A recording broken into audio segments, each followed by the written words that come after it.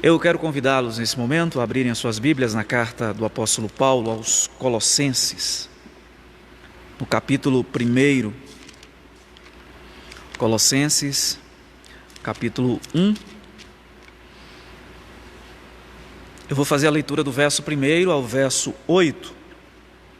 Essa passagem servirá de base para o estudo nessa noite. Nós estamos iniciando hoje o estudo da carta propriamente dito. Semana passada nós tratamos das questões introdutórias. Essas questões, essas informações são importantes para a gente compreender o ambiente que a igreja de Colossos estava vivendo,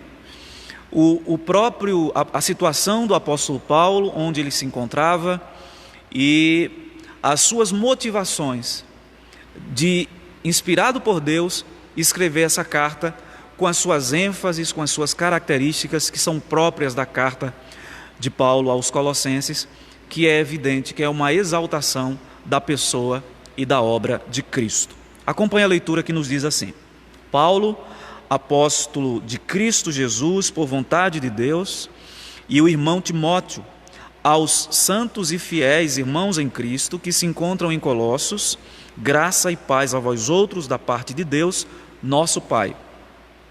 Damos sempre graças a Deus, Pai de nosso Senhor Jesus Cristo, quando oramos por vós, desde que ouvimos da vossa fé em Cristo Jesus e do amor que tendes para com todos os santos, por causa da esperança que vos está preservada nos céus, da qual antes ouvistes pela palavra da verdade do Evangelho, que chegou até vós, como também em todo o mundo está produzindo fruto e crescendo.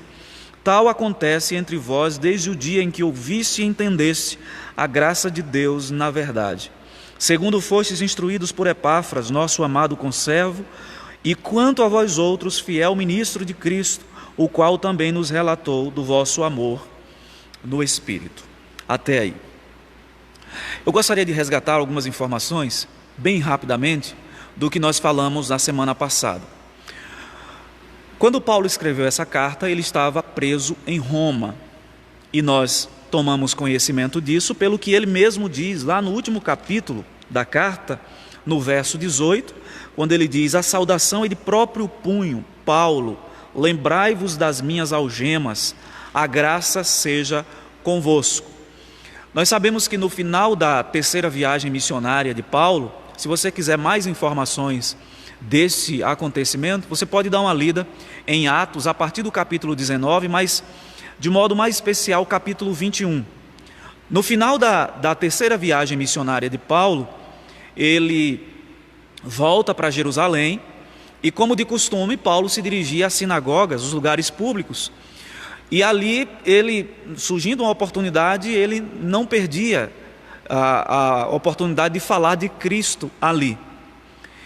E nós sabemos que nesse período ali, logo depois da morte de Cristo, aliás, com a vinda de Cristo, havia uma tensão muito grande, especialmente na mente dos judeus, que não aceitavam que aquele Cristo que havia se manifestado era aquele prometido pelos profetas, o ungido de Deus, que restabeleceria o tabernáculo caído de Davi, restauraria o reinado que foi destruído por causa da desobediência do próprio povo de Deus. Então havia a expectativa nos judeus de que Deus mandasse esse Messias, nascido em berço de ouro, e que ele restaurasse esse reinado físico.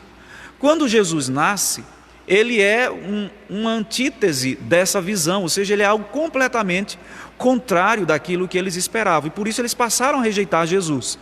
O teor da pregação de Paulo era exatamente recontar a história dos antepassados de Israel até chegar em Cristo.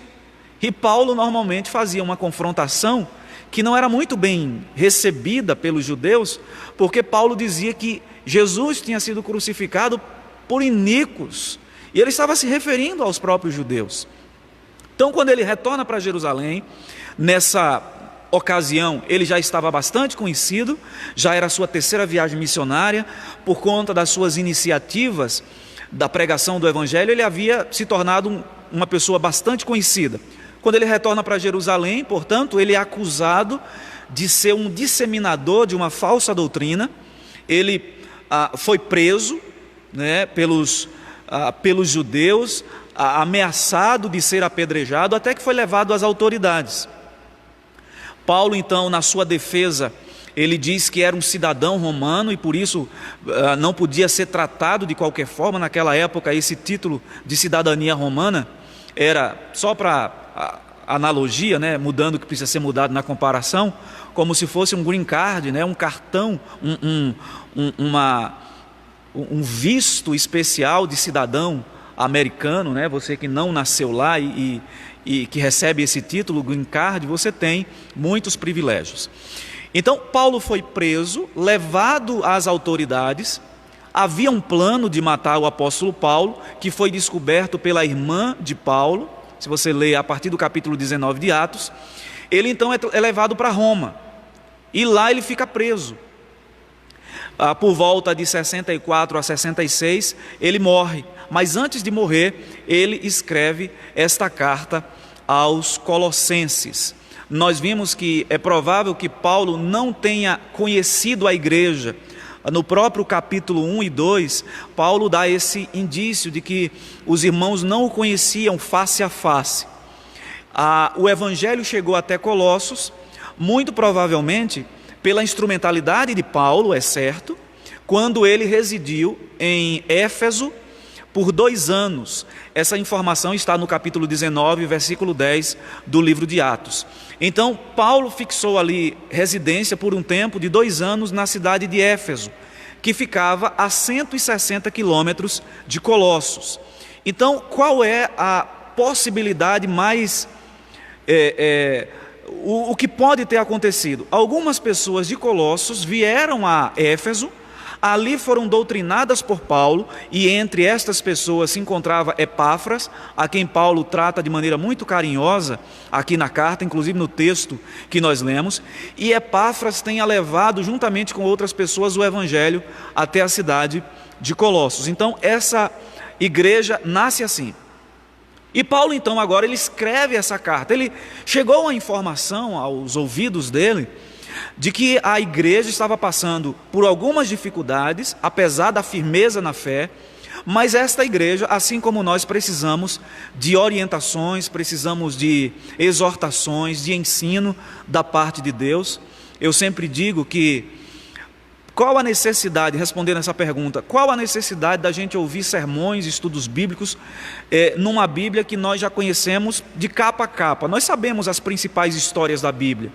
Nós sabemos as principais lições de cada passagem quando o pregador vai ensinar. Qual a necessidade da gente sempre voltar a esse livro? Há um sentido em que o ensino bíblico, ele tem o propósito de fortalecer as consciências.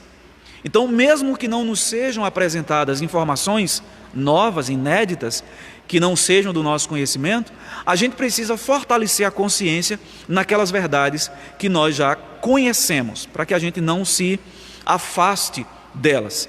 Então Paulo, chegou ao conhecimento de Paulo de que algumas dificuldades estavam surgindo na igreja. Sabemos que a igreja de Colossos era composta boa parte de gentios, pessoas que tinham vindo do paganismo, haviam recebido a fé, e Paulo exorta essa igreja no sentido de que eles tivessem cuidado para não voltar ao paganismo novamente, né? As práticas da imoralidade e de uma série de pecados que Paulo menciona, especialmente na segunda parte da carta. Então ele escreve com esse propósito de alertar aqueles irmãos para que eles não se demovessem da fé, não se afastassem da fé, mas também para combater uma heresia que estava surgindo no meio da igreja. Nós falamos a semana passada sobre ela. Ficou conhecida como a heresia de Colossos, né, que era uma mistura de elementos da filosofia com outros elementos, ensinamentos do judaísmo e de outras religiões de mistério ali naquela época, nos primeiros séculos. Então havia uma junção desse monte de coisas. E essa heresia, por exemplo, baseada no pensamento grego, entendia que o corpo não era boa coisa não, o que prestava mesmo era o espírito.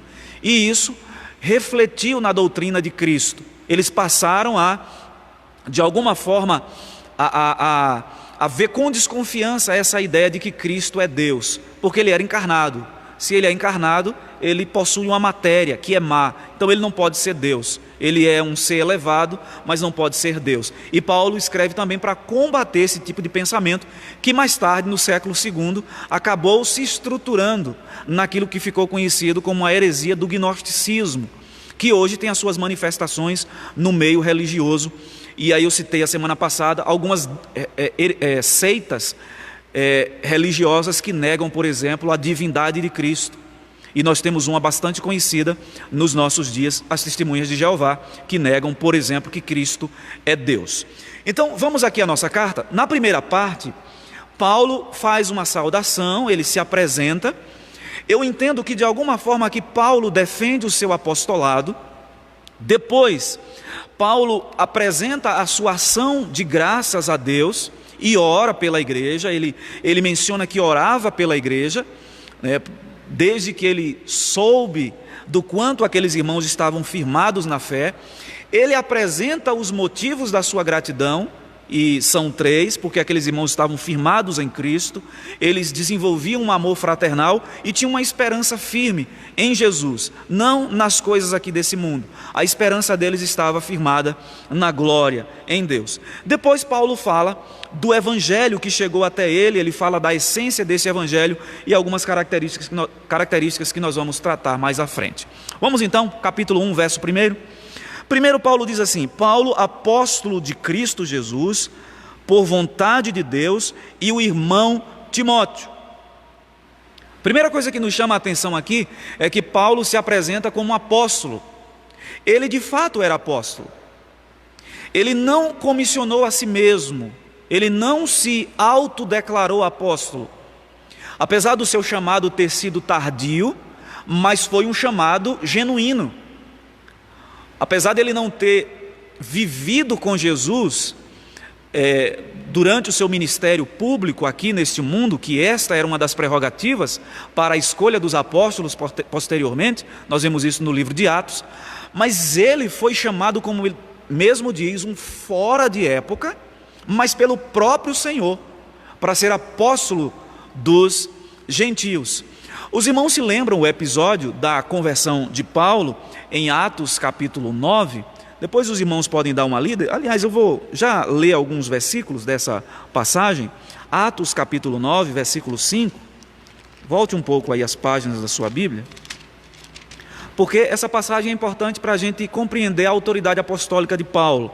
Versículo 5, ele diz assim, depois que ele tem aquela experiência que ele cai, e caindo por terra ouvi uma voz que lhe dizia: Saulo, Saulo, por que me persegues? Verso 6. Verso 5, ele me perguntou: quem és tu, Senhor? E a resposta foi: eu sou Jesus a quem tu persegues. Agora verso 6, mas levanta-te e entra na cidade, onde te dirão o que te convém fazer. Vá para o verso 15. Mas o Senhor lhe disse: vai, porque este é para mim um instrumento escolhido para levar o meu nome perante os gentios e reis, bem como perante os filhos de Israel. Agora o verso 16, pois eu lhe mostrarei quanto lhe importa sofrer pelo meu nome. Então Paulo tinha as credenciais de apóstolo, porque o próprio Cristo apareceu a ele ressurreto na estrada para Damasco e o comissiona para ser apóstolo especialmente dos gentios. Alguns estudiosos dizem que se Pedro era o apóstolo dos judeus, Paulo era o apóstolo dos gentios, apesar de que a mensagem, a pregação de Paulo atingia a todos, mas o seu chamado tinha essa característica específica de ser direcionada a um público não judaico. Então, quando Paulo diz assim, apóstolo de Cristo por vontade de Deus, ele estava exatamente afirmando que ele não usurpou para si esse trono, esse título, essa função, esse dom. E eu entendo que é importante ressaltar isso, porque havia uma desconfiança em relação a Paulo. Quando nós lemos as cartas aos Coríntios, e de modo especial a segunda carta, Paulo toma boa parte da carta para defender o seu apostolado, porque havia uma certa desconfiança. E os irmãos se lembram que logo no início da conversão, no próprio capítulo 9 de Atos, quando Deus manda aquele homem ir até ele ir até a casa de Ananias, ele ficou assim meio cismado. Esse homem, a gente tem ouvido falar que Paulo é um grande perseguidor da igreja, e aí Deus diz: não vá, porque ele é um instrumento para mim. A própria igreja ficou meio desconfiada, né? Será que esse Paulo mesmo, ele não é um agente duplo que vai se infiltrar no nosso meio para levar informações para as autoridades? Porque Paulo era cruel, né, na sua perseguição. Então, de início, houve uma certa desconfiança do apostolado de Paulo. É por isso que ele diz aqui: eu fui chamado por vontade de Deus. Meus irmãos, quantos apóstolos hoje existem que não passam de falsos apóstolos? Esses apóstolos que nós temos, que se autodenominaram aí no nosso meio. Estevão Fernandes, eu posso citá-los nominalmente: Estevão Fernandes, apóstolo Valdemiro e tantos outros, não passam de falsos apóstolos, porque eles não se enquadram nas exigências de um apóstolo. Era necessário, na escolha depois da morte de Judas Iscariotes, quando foram escolher o substituto, os critérios estabelecidos foram: eles deveriam ter caminhado com o Senhor durante o seu ministério público, tê-lo visto pessoalmente, né? E caminhado com o Senhor, visto os seus milagres. Alguém pode dizer que Paulo não se encaixa nessa situação, mas eu já expliquei que ele foi chamado especialmente pelo Senhor. Os demais apóstolos, os de hoje e os que virão ainda, nenhum deles são de fato apóstolos, porque esse dom cessou uma vez que o seu propósito foi estabelecido, cumprido. O apóstolo Paulo, na carta aos Efésios, diz que a igreja foi fundada no fundamento dos apóstolos. Então, os apóstolos, o dom apostólico tinha essa função de estabelecer os fundamentos da igreja. Uma vez que os fundamentos foram estabelecidos, não há mais necessidade de ter apóstolos no sentido restrito da palavra. A igreja é apostólica, nós, num certo sentido, somos apóstolos também, porque apóstolo, o seu significado primário é o enviado. Nesse sentido nós somos apóstolos, mas no sentido restrito do termo, só os 12 e mais Paulo e mais ninguém se encaixa. É por isso que Paulo diz que ele foi chamado não por vontade humana. E ele diz, não por vontade, por vontade de Deus. E ele diz, e o irmão Timóteo. É muito provável que nessa época Timóteo estivesse com Paulo em Roma. Nós sabemos que durante o período que ele ficou lá em Roma, as autoridades deram a ele essa benesse, se é que nós podemos dizer assim, de ter uma prisão domiciliar. Ele alugou uma casa, os capítulos finais de Atos relatam isso. E ele ficou nessa casa onde ele recebia irmãos, onde ele recebia os amigos, pessoas conhecidas. Então é provável que Timóteo também, que era o pupilo de Paulo, discípulo dele, estivesse com ele nesse período. É por isso que ele apresenta também Timóteo aqui. E aí ele diz, aos santos. Quem são os santos? A igreja de Colossos.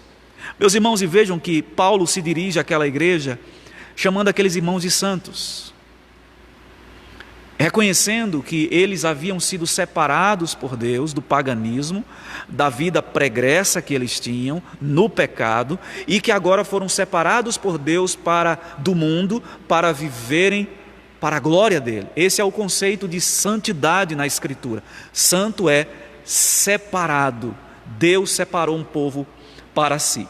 Mas Paulo diz que esses irmãos, ele os elogia chamando de santos e de fiéis. Vejam, na congregação de Colossos, um grupo de pessoas da própria igreja estava insurgindo e querendo resgatar coisas que já haviam sido abolidas em Cristo. Algumas práticas da velha aliança como um complemento, uma adição à fé para a salvação. Apesar disso, da tentação constante de alguns ali de voltarem ao paganismo, Paulo diz que esses irmãos eram fiéis. Eles eram leais a Cristo. Na igreja do Senhor,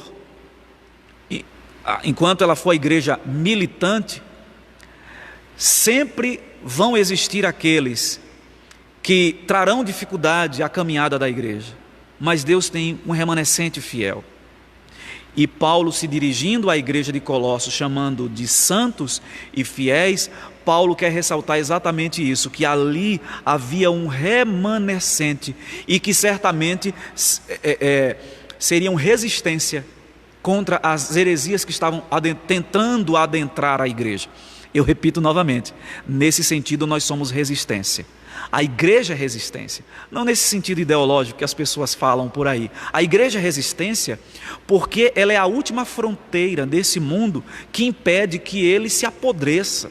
Ela é sal da terra, ela é luz do mundo. E apesar dessa igreja militante ser composta de pessoas que às vezes escandalizam a igreja, nós estamos vendo aí recentemente esses casos que estão estourando na mídia, mas a igreja é santa. Eu gostaria inclusive, deixa eu abrir um parêntese aqui, meus irmãos, não deem espaço para os ímpios quando eles denegrirem a igreja. Às vezes a gente vê, inclusive, às vezes irmãos se manifestando, né, falando da igreja, mal da igreja. Meus irmãos, já tem muita gente para falar mal da igreja. Os ímpios fazem isso, nós não podemos fazer coro com eles. Nós precisamos reconhecer as falhas, mas que isso fique intramuros, dentro da igreja. Ninguém sai falando dos defeitos da sua família para outras pessoas, apesar de toda a família ter defeitos. Por que com a igreja a gente faz isso? Ou alguns fazem isso? Então, que nós possamos ter esse espírito mais combativo, apologético, de defender a igreja. A igreja é o corpo de Cristo, é a amada do Senhor, é a santa aos olhos de Deus, ela é a igreja fiel. Apesar de que nessa igreja militante tem as suas dificuldades a caminhar, os seus escândalos. Mas nós não podemos fazer coro com os ímpios, denegrindo a igreja, falando mal da igreja, concordando com eles, como se isso fosse correto, como se isso fosse verdade. Fecho o meu parêntese. E aí Paulo continua, ainda aí no verso 2 ele diz: aos santos e fiéis irmãos em Cristo que se encontram em Colossos. Paulo diz: irmãos em Cristo. A união com Cristo faz de nós uma família de irmãos. E aqui deixa eu tocar num ponto sensível, que eu não tenho dúvida de que a igreja primitiva causou um impacto muito grande na sociedade que ela vivia, na sociedade romana. Eu estou me referindo aqui a esse contexto de Império Romano, porque a igreja era composta, meus irmãos, por uma diversidade muito grande. Na igreja primitiva nós temos ali os senhores e escravos e servos. É por isso que a gente tem nas cartas, Paulo, especialmente as cartas de Paulo, carta de Pedro também, que nós fizemos a exposição, orientando os senhores a como tratarem os seus servos, os servos a como se comportarem diante dos seus senhores. E estes mesmos que têm funções diferentes na sociedade, eles fazem parte de uma mesma irmandade. Eles são irmãos em Cristo. Existe uma hierarquia lá fora, porque há uma relação patrão-empregado, senhor e servo, mas fazem parte da mesma família, são irmãos em Cristo, ricos e pobres. A igreja é essa beleza, que do ponto de vista humano tem tudo para dar errado, mas dá certo, porque a igreja é uma em Cristo. É a igreja onde tinha o bárbaro, mas tinha também o culto. Era a igreja do branco, do negro, do pardo, do amarelo, todos compondo essa irmandade. Não são as políticas sociais, apesar da importância que elas têm. Eu não estou aqui menosprezando que algumas políticas sociais são importantes, mas não são as políticas públicas, melhor dizendo, que vão resolver os problemas, as diferenças sociais. Não são as políticas públicas que vão resolver o problema das diferenças entre as pessoas, da discriminação e daí por diante. A única maneira do ser humano ser resgatado dessas coisas é Cristo. E aí Paulo diz: irmãos em Cristo.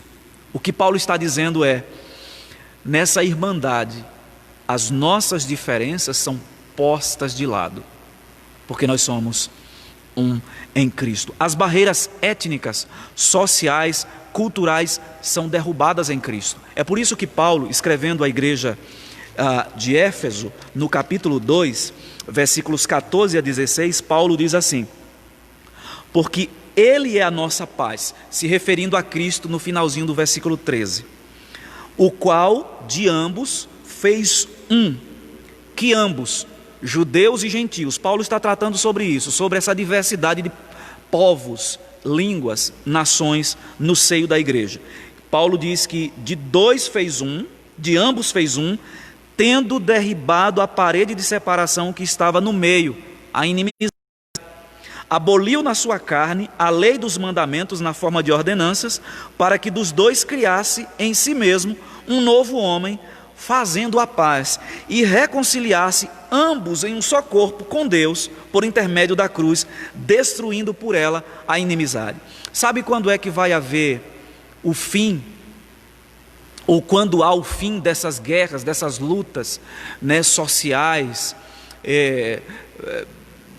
essa ideia de um se sentir superior ao outro, do outro se sentir inferior ao outro, dessas dificuldades relacionais que a gente encontra em Cristo?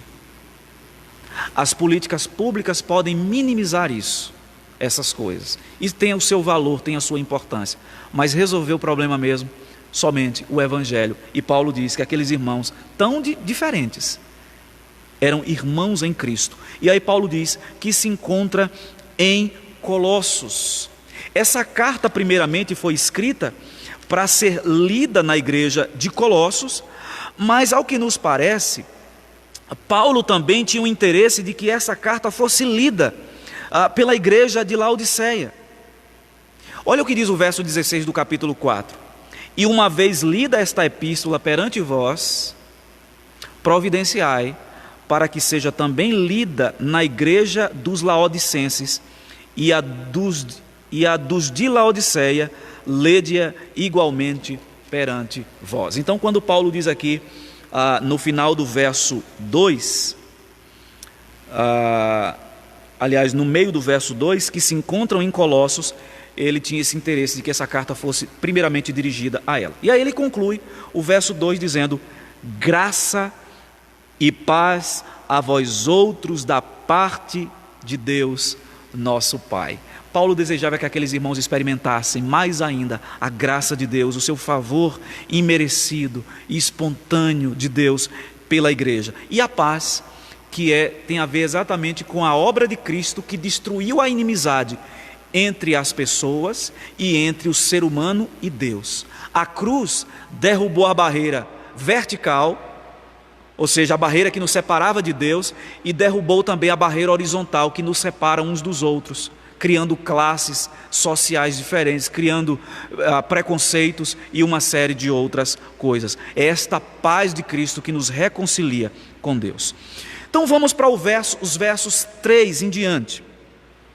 Aqui nessa parte, Paulo vai expressar a sua gratidão, e ele diz assim: damos sempre graças a Deus, Pai de nosso Senhor Jesus Cristo, quando oramos por vós.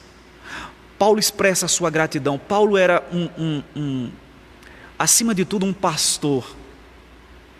Meus irmãos, eu entendo que nós precisamos dessa sensibilidade pastoral na igreja. Nós vimos isso na carta de Pedro. Pedro exorta a igreja, exorta. O apóstolo João exorta a comunidade a quem ele escreveu as suas cartas, exorta. Paulo exorta a igreja de Colossos, exorta. Mas vejam que Paulo começa a carta com um tom bastante elogioso, reconhecendo que aquela igreja tinha virtudes. Ele, acima de tudo, era um pastor. Antes da gente pensar em Paulo como evangelista, como um apóstolo, nós devemos pensar em Paulo também como um pastor que tem sensibilidade, que percebe a necessidade de encorajar a igreja. Antes de repreender, ele encoraja. E ele diz: olha, tem virtudes no meio de vocês. E eu tenho orado, eu dou graças a Deus Pai de nosso Senhor Jesus Cristo, quando eu oro por vocês, porque eu sei que vocês têm coisas virtuosas. Antes de seguir aqui, deixa eu só fazer já uma aplicação desse ponto. Eu entendo que essa é uma virtude que nós, como igreja, irmãos, precisamos resgatar: a prática do encorajamento. Nós precisamos ser encorajadores, meus irmãos. Nós desenvolvemos uma capacidade de criticismo quase que sufocante, que a gente já olha para as pessoas, e isso no âmbito das nossas relações como um todo, não só na igreja, mas na família, no ambiente de trabalho. Parece que a gente desenvolveu uma capacidade de criticar, de observar erros como nunca.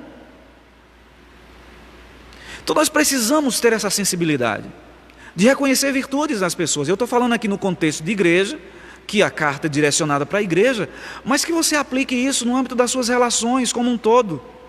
Eu acredito que isso melhoraria demais as nossas relações no contexto da família, se nós fôssemos mais sensíveis a isso, se nós fôssemos mais elogiosos, reconhecendo virtudes, ao invés de logo ressaltar os defeitos e daí por diante. Nós melhoraríamos as nossas relações no âmbito do trabalho, da sociedade e no âmbito também da igreja, porque isso acaba levantando barreiras. E Paulo, portanto, antes de exortar a igreja, ele diz: tem virtudes, meus irmãos, vocês têm virtudes.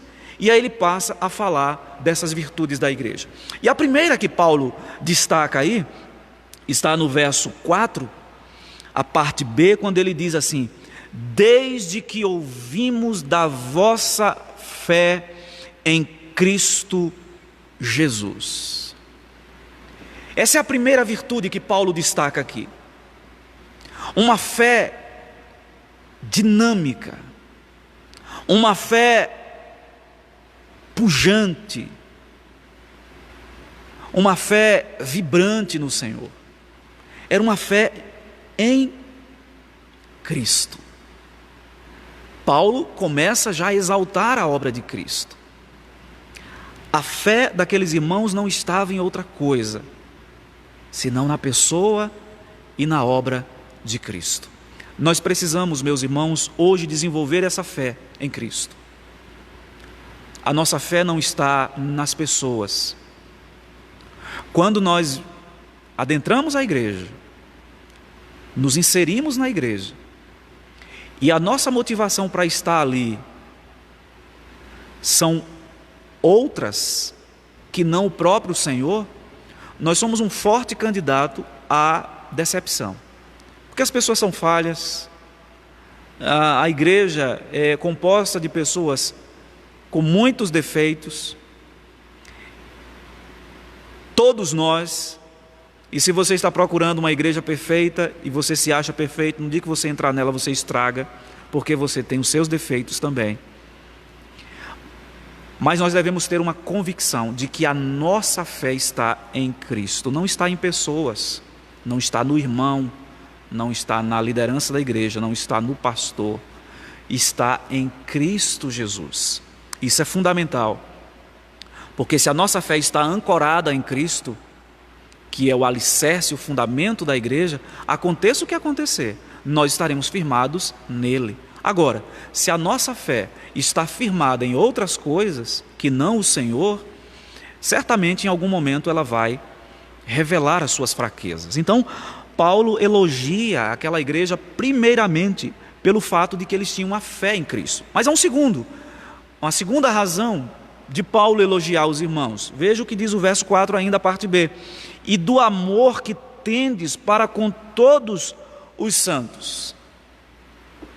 Eles cultivavam o amor no seio da comunidade, e Paulo diz que com todos os santos, não com alguns, mas com todos os santos. Parece que a igreja de Colossos não falava de amor, mas vivia o amor. Era uma fé eminentemente prática, e eles estavam exatamente cumprindo o que Jesus determinou. Vejam o que Jesus diz no Evangelho segundo João, capítulo 15, versículo 12. Jesus diz assim: o meu mandamento é este, que vos ameis uns aos outros, assim como eu vos amei. O meu mandamento é este, que vos ameis uns aos outros. O apóstolo João, ainda na sua carta, na primeira carta, no capítulo 3, versículo 14, 1 João capítulo 3, verso 14, diz assim: nós sabemos que já passamos da morte para a vida, quando amamos os irmãos. Aquele que não ama permanece na morte. Então Paulo elogia essa igreja porque eles estavam vivendo o amor fraternal. Agora eu entendo que essa observação de Paulo é fundamental, porque Jesus nos mostra que o amor no seio da comunidade é uma forma de testemunho. Olha o que Jesus diz em João capítulo 15, João capítulo 13, versículo 35. Evangelho segundo João capítulo 13, versículo 35. Nisto conhecerão todos que sois meus discípulos. E quando é? Se tiverdes amor uns aos outros. Sabe o que é que Jesus ensina aqui? E que Paulo ressalta naquela igreja? Que o amor entre os irmãos era uma forma de testemunho, era uma forma de pregação. Se nós enchemos o mundo da doutrina, mas nós não cultivamos o amor na igreja uns pelos outros, a nossa pregação não tem autoridade, não tem respaldo algum. Porque uma das coisas que os ímpios, aquelas pessoas que estão fora da igreja, observam é a forma como nós nos tratamos uns aos outros, como nós nos relacionamos. A nossa forma de relacionar pode ser uma contradição da nossa pregação verbal. O que eu estou dizendo é que se nós temos uma ortodoxia correta, uma doutrina correta, e pregamos com muita ênfase na sociedade, mas não vivemos o amor de Cristo no seio da igreja, as nossas palavras não terão autoridade diante dos ímpios, porque eles vão observar exatamente se nós estamos vivendo esse amor de Cristo na comunidade. E Paulo elogia essa igreja. Desde que ouvimos da vossa fé em Cristo Jesus e do amor que tendes para com todos os santos. Não basta simplesmente ter fé, pois uma pessoa pode ser ortodoxa nas suas convicções e defender as suas convicções com unhas e dentes, sem nunca ter conhecido o amor de Cristo. Você pode ser ortodoxo nas suas convicções, defender a doutrina correta, mas se a sua prática em relação à maneira como você trata as pessoas e você se relaciona com elas, se não é baseada no amor de Cristo, a sua ortodoxia apenas o transformou num religioso. Um religioso que conhece muito bem o corpo de doutrina, mas não tem nenhuma prática que reflita a doutrina de Cristo. Isso é possível. Uma das razões do porquê da briga de Jesus com os religiosos da época, os escribas, os doutores da lei, os fariseus, enfim, era exatamente por isso. Porque eles tinham um conhecimento e dominavam o corpo de doutrina, conheciam o Antigo Testamento como poucos, mas o espírito da lei não era praticado por eles. Eles colocavam fardos pesados sobre as pessoas quando nem eles mesmos davam conta. Então, Jesus os adverte acerca disso. Mas há uma terceira razão do porquê Paulo elogia essa igreja. Ele diz, aí no final do verso, no início do verso 5, por causa da esperança que vos está preservada nos céus. Aqueles irmãos tinham uma esperança verdadeira, esperança correta. Eles não esperavam nas coisas desse mundo. Eles entendiam que eram forasteiros, cidadãos de outra pátria. Eles não pertenciam a este mundo. Meus irmãos, e nós precisamos desenvolver essa cultura na nossa mente e na igreja. Às vezes parece que o nosso mundo é aqui, né? Parece que aqui está bom demais para Jesus voltar. Nós precisamos, como nós precisamos, desenvolver essa urgência escatológica. Vem, Senhor, Maranata, vem, Senhor. Esse mundo já está apodrecido, esse mundo já está muito chato. E Paulo disse que eles tinham uma esperança, por causa da esperança que vos está preservada nos céus, ele tinha a esperança da redenção final. Agora, meus irmãos, a partir do versículo 5, a parte B, Paulo vai nos falar sobre a essência deste evangelho que chegou até eles. Olha como ele diz assim, olha como ele diz no verso 5. Eu vou ler todo o verso 5. Por causa da esperança que vos está preservada nos céus, da qual ouvistes pela palavra da verdade do evangelho. Ou seja, esses irmãos desenvolveram uma fé verdadeira em Cristo, eles viviam um amor fraternal e tinham uma esperança correta na redenção, por causa do evangelho que eles receberam. E ele diz aqui, por causa da qual ouvistes pela palavra da verdade do evangelho. A palavra evangelho significa exatamente boas novas. É a boa notícia de Deus para nós. O evangelho, esse é o primeiro ponto aqui, quando Paulo fala da essência do evangelho, é que este evangelho é a boa notícia de Deus. E sabe qual é a notícia boa? Nós estávamos indo para a condenação eterna, para o inferno, e Deus nos resgatou de lá por meio da obra de seu Filho, Jesus Cristo. Esta é a essência do evangelho. E Paulo diz que este evangelho, que a palavra da verdade, chegou até eles, e eles conheciam Deus pessoalmente. Essa é a primeira característica deste evangelho. O evangelho é a boa notícia. Mas o verso 6, a parte A, olha como diz aí o texto: que chegou até vós.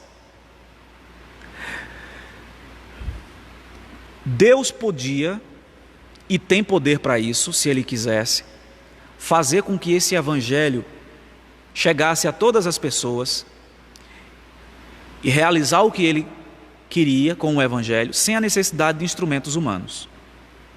Mas foi da vontade de Deus usar instrumentos humanos, a sua igreja, para que esse evangelho pudesse ser anunciado. E eu entendo que quando Paulo fala aqui do evangelho, primeiramente ele disse que é a boa nova, porque evangelho é isso, mas Paulo mostra também que o evangelho foi anunciado, o evangelho chegou até eles. Um anjo não desceu do céu e pregou o evangelho a eles. Deus usou alguém para que a palavra chegasse lá. Muito provavelmente Epáfras, o conservo de Paulo, que ele menciona no verso 7, ele diz assim: segundo fostes instruídos por Epáfras. Então é muito provável que este discípulo de Paulo, que ouviu o evangelho enquanto ele estava na cidade de Éfeso, onde morou por 2 anos, que ficava a cidade de Éfeso a 160 quilômetros de Colossos, muito provavelmente Epáfras ouviu o evangelho de Paulo e não ficou para ele. Ele levou esse evangelho até a cidade de Colossos, e lá, compartilhando esse evangelho, Cristo alcançou os seus eleitos ali naquela igreja. Nós precisamos pregar o evangelho. Nós precisamos levantar os nossos olhos e ver que os campos branquejam para a colheita. Jesus fala sobre isso, mas os ceifeiros são poucos. Rogai ao Senhor da seara que mande ceifeiros para a sua seara. Mas há uma outra característica do evangelho, a terceira, aí está no verso 6, a parte B, é que esse evangelho ele não está confinado a um povo, é universal. Veja o que diz aí o verso 6, a parte B. Como também em todo mundo. Paulo diz que o evangelho chegou até eles e que este evangelho está chegando a todo mundo. Durante um tempo, os judeus acharam que a salvação estava restrita a eles. Mas nós sabemos desde o Antigo Testamento que o propósito de Deus não era salvar só judeus ou fazer um pacto apenas com a nação judaica, com Israel. Apesar de que no primeiro momento foi com Israel, mas outras pessoas podiam também fazer parte do povo de Deus, eram chamados os prosélitos, pessoas que de outras nações que passavam a fazer parte do povo de Deus. A mais conhecida, a mais famosa talvez seja Ruth, que era moabita, era nascida no meio de um povo inimigo do povo de Deus, mas passou a fazer parte do povo da aliança. Então, no início, os judeus achavam que o evangelho era exclusivo para eles, a salvação era exclusiva. Mas Deus já havia prometido ao patriarca Abraão: em ti serão benditas todas as famílias da terra. Então, quando Paulo diz aqui que o evangelho chegou a todo mundo, mostra esse propósito de Deus se cumprindo, de que o evangelho estava chegando a toda parte. Eu cito aqui um autor chamado Justino, o Marte, por volta de 150 depois de Cristo, ele disse: não há nenhum povo grego ou bárbaro, ou qualquer outro povo, por qualquer denominação ou maneiras, que possam ser distinguidos, por mais ignorantes das artes ou da agricultura, quer morem em tendas, ou vagueiem em carroças cobertas, cujas orações e ações de graças não são oferecidas em nome de Jesus Cristo, crucificado ao Pai e Criador de todas as coisas. O que Justino está querendo dizer é que esse evangelho é universal. Ele chega a toda parte, alcança pessoas de todo canto. Chegou em Colossos, mas também em toda parte. Quarta característica do evangelho. Nós já estamos caminhando para o final. Verso 6 ainda. Paulo diz assim, que este evangelho que chegou a Colossos, chegou em toda parte, em outras partes do mundo, está produzindo fruto e crescendo. Tal acontece entre vós. Aqui Paulo mostra o poder do evangelho. O evangelho transforma, o evangelho produz frutos, o evangelho cresce. Jesus conta algumas parábolas que ilustram a maneira como o evangelho cresce. Ele conta, por exemplo, a parábola do grão pequeno, insignificante, mas cresce, se torna uma árvore frondosa, onde abriga as aves dos céus. Assim é o evangelho. O evangelho tem chegado em toda parte. Ele se tornou uma árvore grande, e as aves dos céus têm se arvorado, têm abrigado nesse reino de Deus. Jesus conta outra parábola também para mostrar como o evangelho cresce, do fermento. Um pouco de fermento leveda toda a massa. Você não vê o fermento na massa do pão, você não consegue identificar dizendo, o fermento está aqui, mas você sabe que ele está ali. Você pega a farinha, molha de trigo, coloca o fermento e coloca a massa para descansar. Pequenininha a massa. Meia hora, 1 hora, 2 horas depois, quando você tira o pano, aquela massa está enorme. Você não vê o fermento, mas você percebe os efeitos desse fermento. Assim é o evangelho. Onde o evangelho chega, ele vai transformando a cultura, vai transformando as pessoas, vai mudando as pessoas. Conta-se que Genebra era uma das cidades mais promíscuas da Europa. A quantidade de prostíbulos e bares que haviam na cidade de Genebra era um negócio muito grande. Depois que o reformador João Calvino passou por lá e ele promoveu mudanças, inclusive no parlamento, as mudanças no ambiente político, econômico, Genebra se tornou referência, de cidade civilizada, de cidade culta, e até hoje ainda tem essa referência ainda. O evangelho, onde chega, produz mudanças, transformações, e Paulo disse que esse evangelho estava crescendo. Meus irmãos, nós não precisamos de truques, nós não precisamos de artifícios humanos. A igreja do Senhor, muitas vezes a gente vê em alguns contextos as pessoas fazendo barbaridades para poder atrair os ímpios, entre aspas, atrair. Aí a gente vê uma série de anomalias sendo criadas na igreja. Aí dizem, nós precisamos de estratégias, porque senão as pessoas não virão. Você não precisa fazer isso. Abrir a boca e pregar o verdadeiro evangelho, Deus naturalmente vai atrair os seus eleitos. E vai atrair aqueles também que precisaram ouvir a palavra para a sua própria condenação. Então Paulo diz que esse evangelho é o poder de Deus. Ele estava produzindo fruto e crescendo, e ele disse que isso estava acontecendo na igreja de Colossos. Em quinto e último lugar, a quinta característica do evangelho que Paulo nos apresenta aqui, como sendo uma das essências do evangelho. Esse evangelho está baseado na graça. Vejam os versos 6, a parte finalzinha aí. Ele diz assim: desde o dia em que ouvistes e entendestes a graça de Deus na verdade.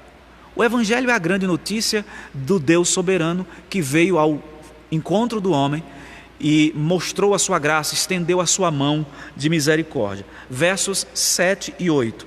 Segundo fostes instruídos por Epáfras. Olha só, Epáfras, que recebeu o evangelho, agora estava instruindo aqueles irmãos. Nosso amado conservo.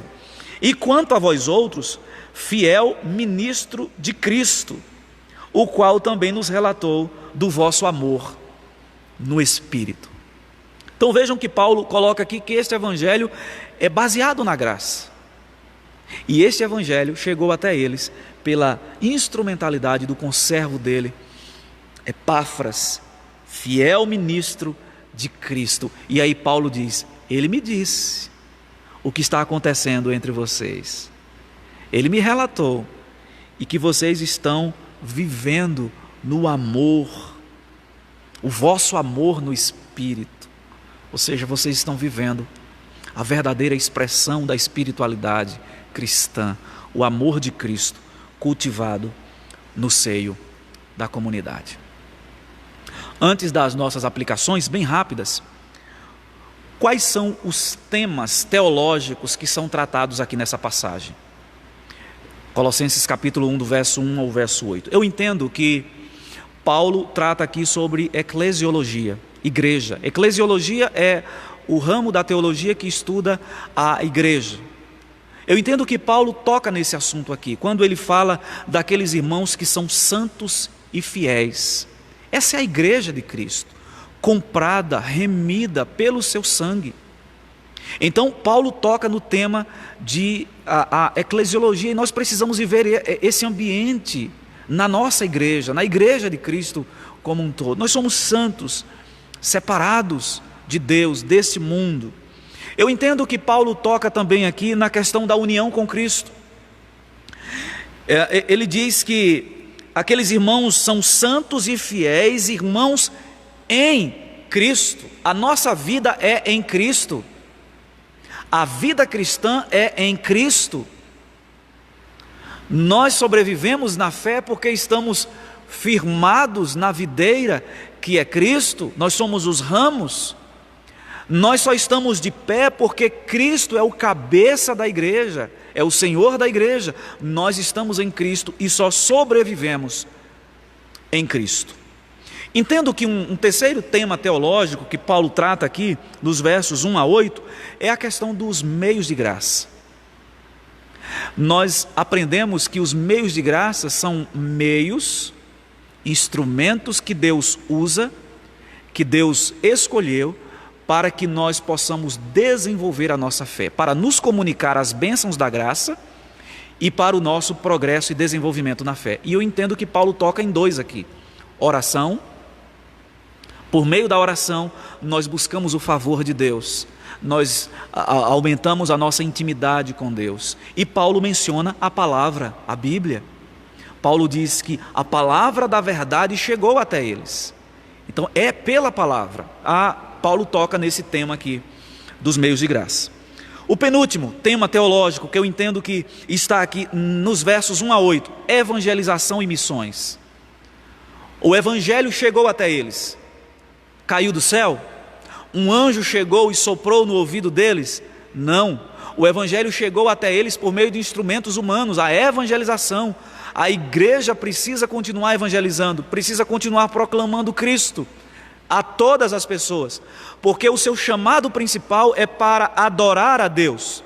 O seu chamado secundário é convidar outros para participarem dessa adoração por meio da evangelização e das missões. É dessa forma que os ímpios são atraídos e e começam a fazer parte desse propósito maior da igreja. Entendo que há um terceiro tema que Paulo toca aqui, que é a Trindade. Mas onde, pastor? Paulo fala sobre a pessoa do Pai. Ele fala sobre isso no verso 2. Ele fala da parte de Deus, nosso Pai. Paulo fala também da segunda pessoa da Trindade. Ele fala de Cristo. Ele diz que aqueles irmãos eram irmãos em Cristo. E Paulo fala da terceira pessoa da Trindade também no verso 8, quando ele diz que aqueles irmãos estavam vivendo o amor no Espírito. Então, Paulo está mostrando, mesmo que de maneira indireta, a atuação da divindade naquela igreja. Meus irmãos, o meu desejo sincero nessa noite é que Deus, de maneira graciosa, possa nos fazer viver de maneira intensa a vida cristã. Uma fé firmada no Senhor, um amor fraternal praticado na comunidade da fé, na igreja, na família da fé, uma esperança viva no Senhor, e que possamos, como igreja, proclamar as boas novas de salvação, para que dessa forma o nome de Cristo seja proclamado, conhecido, e que os eleitos sejam atraídos, chamados para fazerem parte da comunidade dos santos da igreja visível. Que o Senhor nos abençoe em Cristo Jesus. Amém. Vamos orar?